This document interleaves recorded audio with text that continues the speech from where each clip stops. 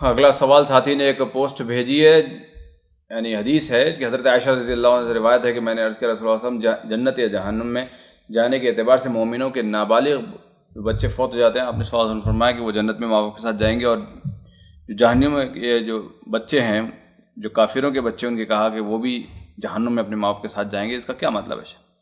دیکھیے اصل میں مسئلہ ذرا تفصیل طلب ہے، لیکن اختصار کے ساتھ اس سلسلے میں حدیثیں مختلف ہیں کہ کافروں کے بچے جو نابالغی کی حالت میں مر جاتے ہیں ان کا کیا مصیر ہے نا؟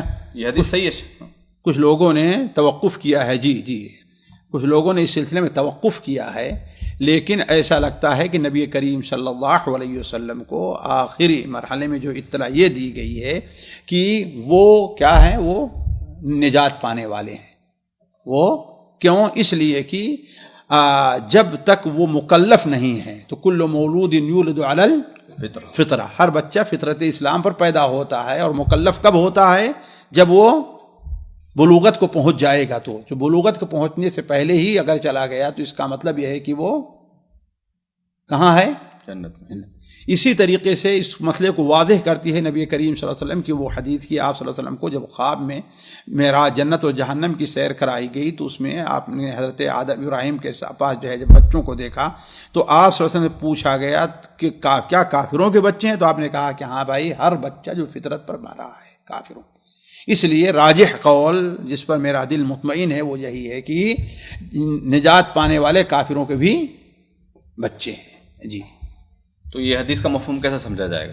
یہ اس وقت کی بات ہے کہ آپ صلی اللہ علیہ وسلم کو ابھی اطلاع نہیں دی گئی تھی، یعنی یہ منسوخ مانا جائے؟ ہاں، اس لیے کہ آپ صلی اللہ علیہ وسلم نے اللہ، بلکہ بات اللہ عالم ما کانوا یعملون، اللہ ہی جانتا ہے کہ وہ کیا کرنے والے تھے۔